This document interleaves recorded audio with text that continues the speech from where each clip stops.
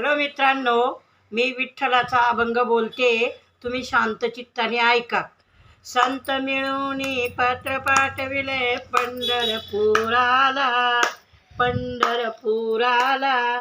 पत्र पाहुनी आनंद झाला पांडुरंगाला, पत्र पाहुनी आनंद झाला पांडुरंगाला. जाळी मोगरे फुले आणून हार गुंफिला, जाळी मोगरे फुले आणून हार गुंफिला.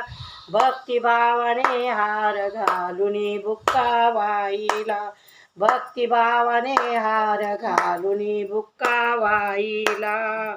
संत मिळून पत्र पाठविले पंढरपुराला, पत्र पाहुनी आनंद झाला पांडुरंगाला.